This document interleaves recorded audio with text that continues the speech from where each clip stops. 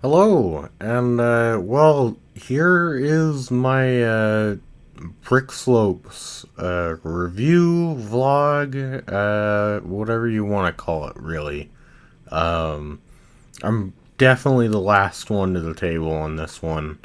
Um, I went and I did really enjoy it. I want to get that out of the way off the bat. I definitely didn't postpone this video because I hated it or whatever. That's not the case. Just all sorts of life stuff has been getting in the way. Been working on some videos for the main channel, as well as some stuff that you'll see later on this channel. But let's talk about BrickSlopes. It was really fun. This was my first year going as a. They called it a very important builder. Basically, you pay quite a bit more than the regular ticket, but you end up getting quite a bit more. And that was really cool. You'll see, I recorded all the stuff that I got from BrickSlopes, and you'll see that as a separate video, as a haul, because ultimately that ended up being quite long. So I wanted to keep this video kind of brief, because I have seen a lot of other people's coverage of BrickSlopes, and it's all been really good. Really enjoyed seeing a lot of other people, and it's been really cool. I do hope that next year, BrickSlopes is a little bigger. What I mean by that is, so the venue space that they've been holding it in for the past few years is the Mountain America Expo Center. And I remember one year, and I'm not 100% positive on it, but I'm pretty sure that I went one year just as a regular attendee, went and looked around at some stuff, bought some stuff from some of the vendors, but I'm pretty sure they held it at the Utah Valley University at one point, and I remember thinking that was a larger space. I could be entirely wrong, but this year it was definitely apparent that we need a larger space, and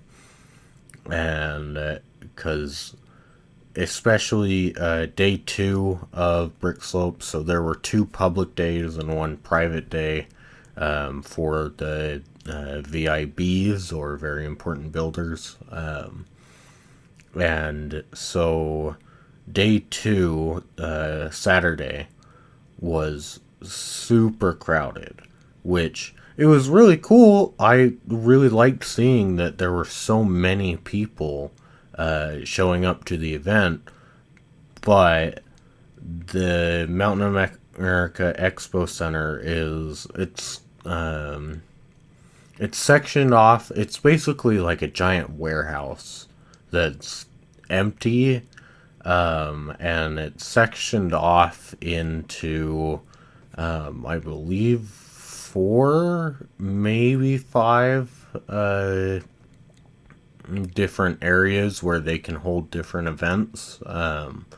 And they can also, because like they do the home show out there, and when they do the home show, they open it all up. So it's all just one huge area.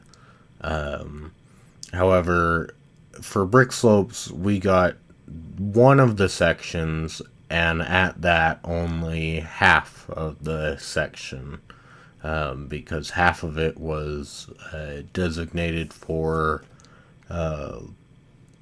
like vendors and special guests, and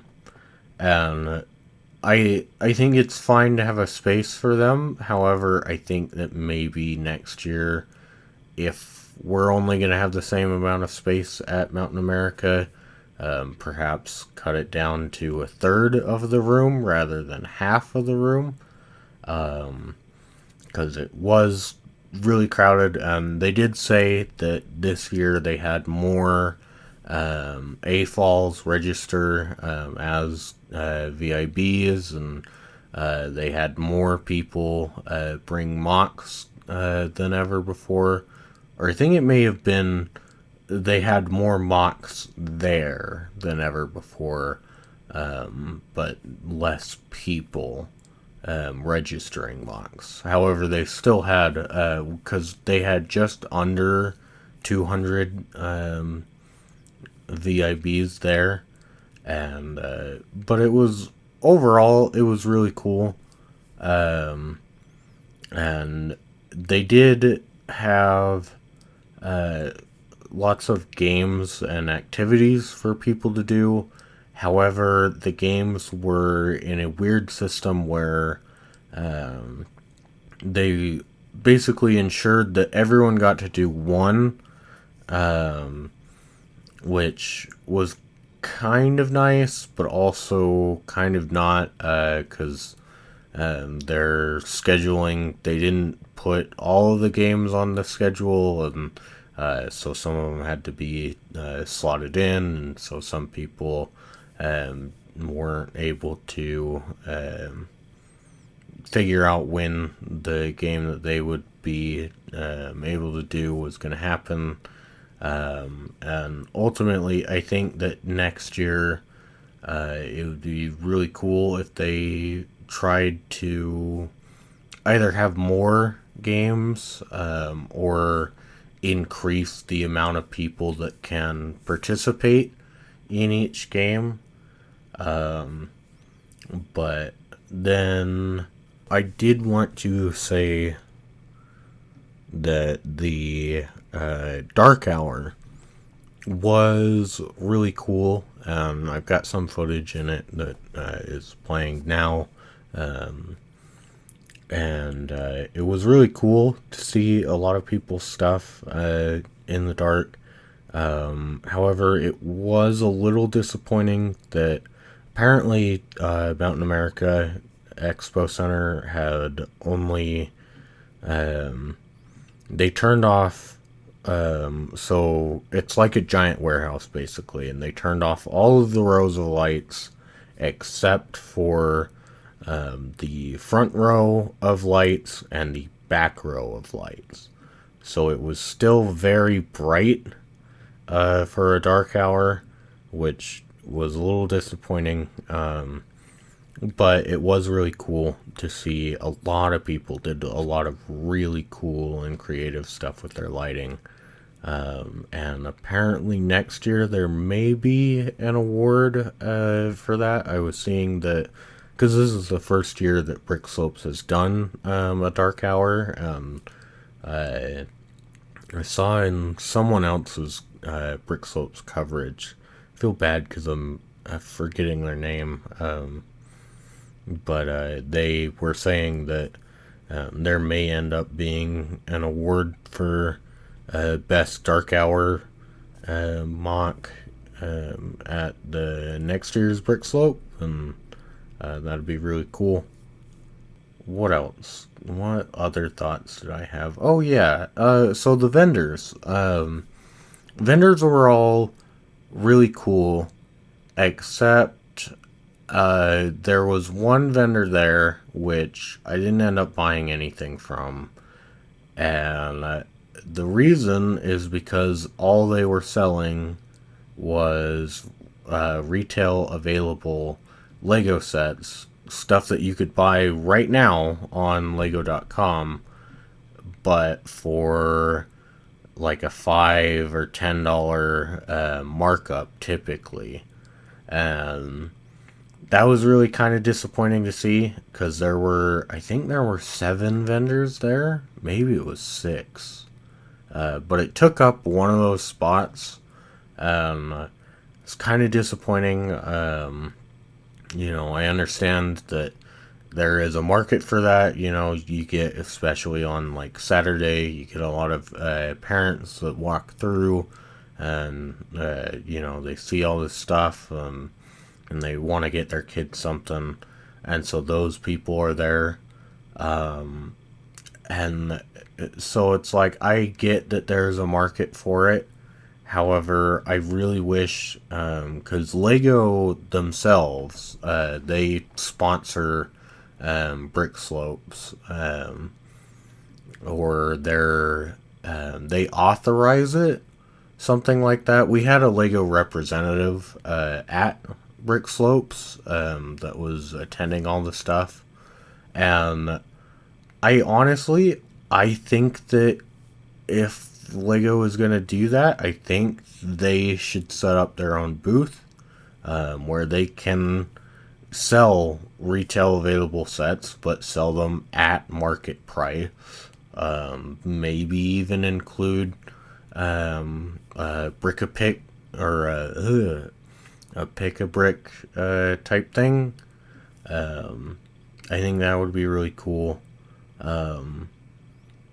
I think food options would be kind of nice. I mean, the expo center, it's not too far from a whole lot of stuff, so you can just take off and go get something and come back. But it would be nice if they could get more food vendors in rather than the standard Mountain America Expo Center concession stand. But yeah, I feel kind of weird because I feel like I put in some negative feedback or criticism right there at the end. But I did want to say that I really enjoyed BrickSlopes, and I'm gonna add on a little end tag video here at the end to close you out. So here we go. So I just wanted to add at the end of the video that I did get these few tokens of appreciation from BrickSlopes 2022. And even though I've got the 2021 and 2020 tags, I was only, this year was my first time going as a VIB or an AFOL. But so these were all from my Mustafar mock, which you can see there. And got a couple from the Bearded Builders Guild, and that was kind of neat. And then I got this one, which was actually super cool, where some of the people who have done that before, or have done BrickSlopes before, they try to go around and just place little mini builds of other people's mocks, and so I received this one, and that was super cool. And so, you know, I really appreciated all those. I do want to say that the channel has been on hold for just a little bit.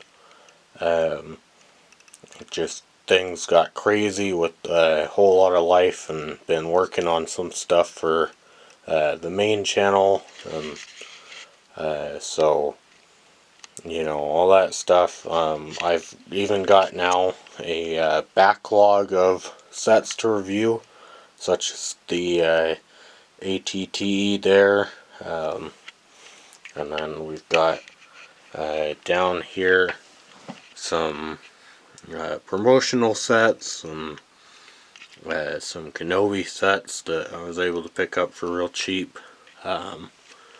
But a lot of my time has been taken up with building something for next year's BrickSlopes. And I don't want to give too much away in this video, because I want to do a whole separate video, but I will say that basically one thing that I realized when displaying my castle out there was that as neat as it was, and I think that a lot of people appreciated the fact that it was a homage to the original Yellow Castle. It was quite small compared to a lot of other people's castles and their builds, and so I think I've decided that next year I'm going to go a bit bigger. In fact, I'm going to go quite a bit bigger. But for now, the only hint that I will leave you with is this right here.